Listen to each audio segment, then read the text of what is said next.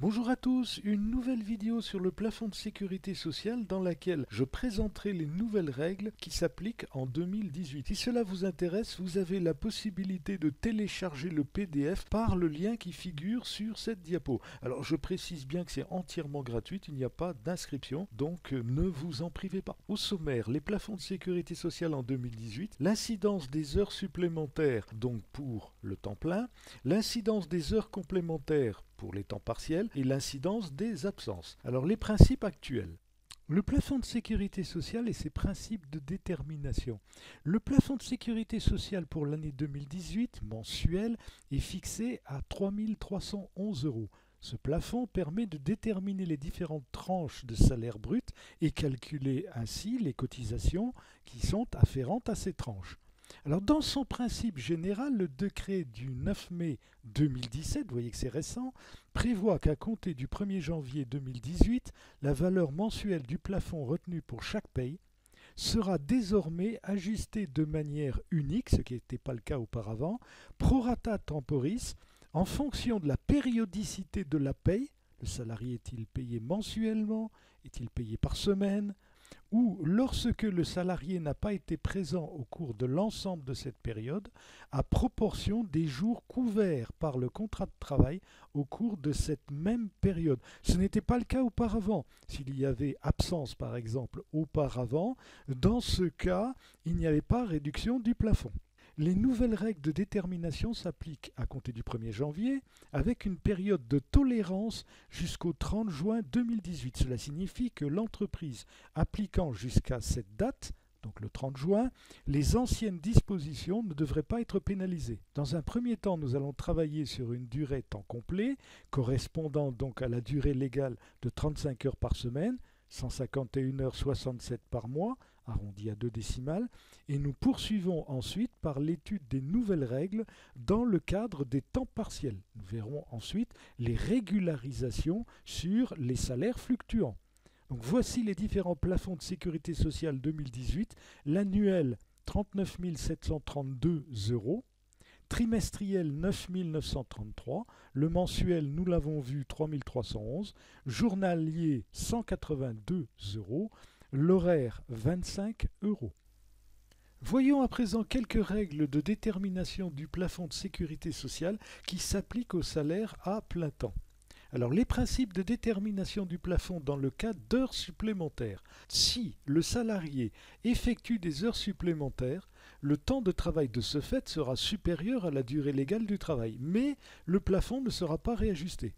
Alors un exemple, vous avez un salaire de 4 000 euros et 6 heures supplémentaires à 125%. Dans ce cas-là, votre salaire de base toujours 4 000, les heures supplémentaires 6 heures multipliées par 32,97, calculées à partir de 125%, cela fait 197,82. Salaire brut 4 000 plus 197,82, 4 197,82. Le plafond à présent, il reste fixé à 3 311. La tranche A sera donc de 3 311. La tranche B va se calculer par différence, 4 197,82 moins 3 311 égale 886,82 euros. À titre d'exemple, les cotisations salariales de vieillesse et retraite complémentaire à GIRC vont se calculer ainsi. L'assurance vieillesse tranche A, valable pour les non-cadres et les cadres, 3 311 multiplié par le taux, 6,90, 228,46. L'assurance retraite à GIRC, c'est-à-dire pour les cadres, calculée sur la tranche B, 886,82 multiplié par 7,80%, 69,17 euros. Alors vous allez me dire, bon d'accord, mais oui, mais s'il n'est pas cadre. S'il n'est pas cadre, vous allez avoir la même assiette, mais multipliée par 8,10%. Toujours dans le cadre des salaires à temps plein, les absences non rémunérées. Alors le principe, le salarié est absent et de ce fait, il subit une retenue pour absence. Le plafond sera proratisé en fonction de l'absence du salarié, calculé en jours calendaires, qui diffèrent selon les mois. Seules les journées non rémunérées sont prises en compte. Donc s'il y a rémunération, de ce fait, il n'y a pas modification du plafond de sécurité sociale. Les absences correspondant à une fraction de journée ne permettent pas de réduire le plafond. Il faut qu'il y ait des journées complètes. Le calcul s'effectue de date à date. Donc si vous avez par exemple une journée et demie d'absence, le plafond sera impacté par une journée. Alors premier exemple, salaire de base 4 000 € en janvier. Absence non rémunérée de 20 journées et paiement d'une journée de présence. Dans ce cas, le plafond est proratisé et se calcule ainsi. 3 311 multiplié par un jour, divisé par 31, nous sommes au mois de janvier, donc 31 jours, égale 106,81 € de plafond pour ce mois. Exemple numéro 2. Salaire de base 4 000 € en janvier, 5 heures d'absence non rémunérée. L'absence ne correspond pas à une journée complète et de ce fait, le plafond ne sera pas proratisé, soit une tranche A de 3 311 €. Exemple numéro 3, salaire de base de 4 000 € en janvier, absence maladie de 14 jours calendaires et d'après la convention collective, le maintien de salaire est assuré par l'employeur avec une période de carence de 3 jours. Donc l'employeur ne maintiendra pas le salaire pendant ces 3 jours. Les indemnités, elles, seront assurées par la sécurité sociale et la proratisation s'effectue sur la base toujours de 31 jours, mais moins 3 jours non payés égale 28 jours, soit un plafond de 3 311 fois 28 divisé par 31 égale 2 990,58 €. Alors cette solution s'applique dans le cas de maintien total ou partiel par l'employeur. Exemple numéro 4. Le salarié est absent la journée de vendredi. Comment se calcule le plafond en cas de retour à son poste le lundi ou le mardi? Alors dans le cas du lundi, le plafond sera de 3 311 multiplié par 30 jours divisé par 31, une journée d'absence, égale 3204,19. Par contre, si le retour est fixé au mardi, dans ce cas, vous avez le vendredi, le samedi, le dimanche et le lundi, 4 journées calendaires qui seront décomptées, soit un plafond de 3311 multiplié par 27 jours restants, 31 moins 4, divisé par 31, égale 2883,77 €. La détermination du plafond dans le cas d'entrée ou de sortie d'un salarié de l'entreprise. La règle est la même qu'en cas d'absence. Proratisation sur la base de la durée du travail en jours calendaires sur le nombre de jours du mois. Un exemple, le salaire de base est de 4 000 € et le salarié est entré dans l'entreprise le 18 mars. Le plafond applicable sera donc de 3 311 multiplié par 14 jours, prenez aussi le 18 en compte, divisé par 31 jours égale 1495,29. Attention à la règle des intervalles. Si le salarié avait quitté l'entreprise le 17 mars, le plafond applicable serait de 3 311 € multiplié par 17 jours et divisé par 31 égale 1815,71 €. Alors seules les journées complètes sont prises en compte. S'il avait quitté l'entreprise le 17 à 12 heures, le prorata aurait été de 16/31e, c'est-à-dire 3 311 fois 16 divisé par 31 égale 1708,90. Exemple 2. Qu'en serait-il en cas de départ de l'entreprise le 17 février? Dans ce cas, le prorata aurait été de 17/28e, nous sommes en février, 28 jours, soit un plafond de 3 311 fois 17 divisé par 28 égale 2010,25. Alors vous allez me dire oui, mais une année bissextile, divisé par 29 dans ce cas-là. Voyons à présent les règles applicables aux salariés à temps partiel. Les principes de réduction de plafond de sécurité sociale. Alors le plafond est proratisé en fonction de l'horaire à temps partiel. Prenons l'exemple d'un salaire de base de 3 000 € pour une durée de travail de 24 heures par semaine. Dans ce cas, la durée moyenne de travail sera de 24 heures fois 52 semaines divisé par 12 mois égale 104 heures par mois.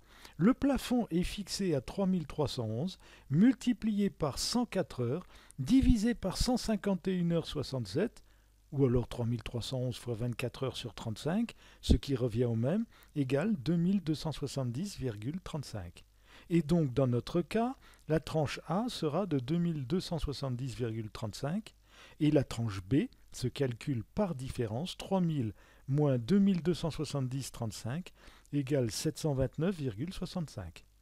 Les cotisations salariales vieillesse et retraite à GIRC se calculeront ainsi 2270,35 fois 6,90%, 156,65. La GIRC tranche B, 729,65 multiplié par 7,80% égale 56,91 euros. Toujours dans le cadre des temps partiels, les heures complémentaires. Le principe, si le salarié effectue des heures complémentaires, le temps de travail sera supérieur à la durée contractuelle de travail et le plafond sera réajusté en fonction de ces heures. Donc une différence avec les heures supplémentaires pour lesquelles il n'y avait pas de réajustement. Alors un exemple, salaire de base de 3 000 euros pour une durée hebdomadaire de 24 heures, donc 104 heures par mois.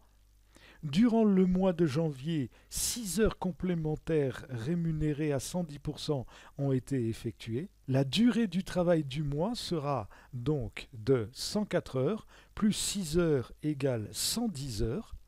Et le plafond, 3311, multiplié par 110, divisé par 151,67 heures égale 2401,33 euros.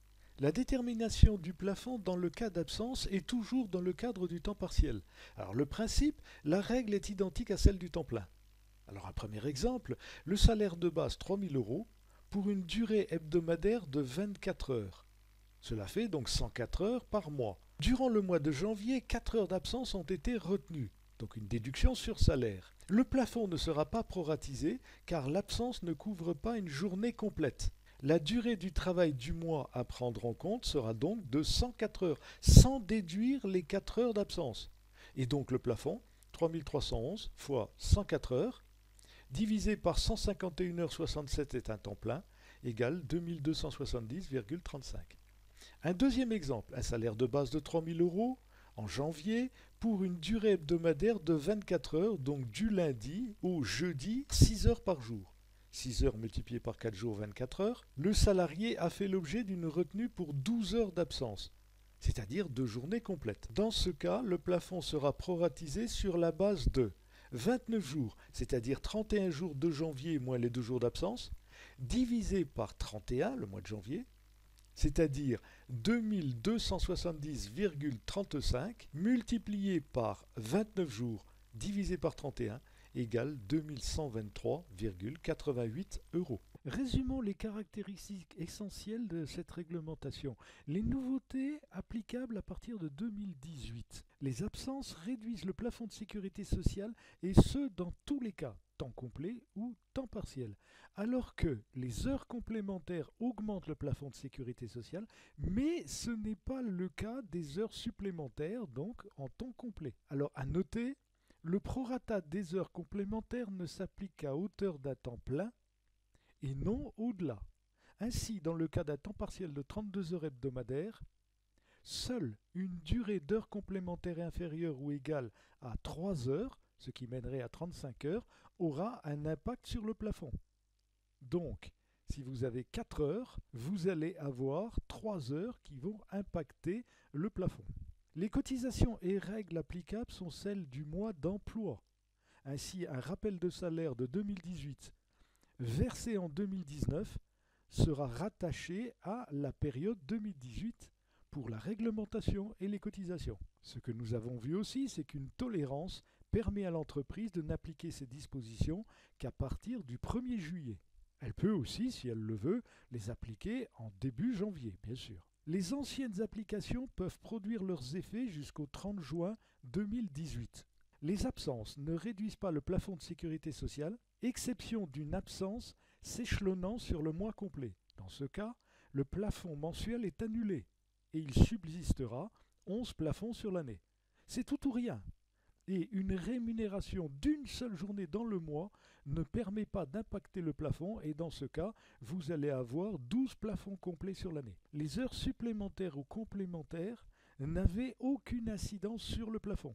Les cotisations et règles applicables sont, ou je dirais étaient, celles du mois de paiement et non de la période d'emploi. Si l'entreprise recule l'application des règles nouvelles, donc au 1er juillet, elle aura de ce fait une régularisation basée sur les anciennes règles, et ce jusqu'au 30 juin. Au 30 juin, elle repartira à zéro, puis elle devra faire, à partir du 1er juillet, une régularisation jusqu'au 31 décembre. Ce tutoriel est à présent terminé. N'hésitez pas à me faire part de vos remarques et poser vos questions. Et si cela vous a plu, un like fait toujours plaisir. Merci, à bientôt.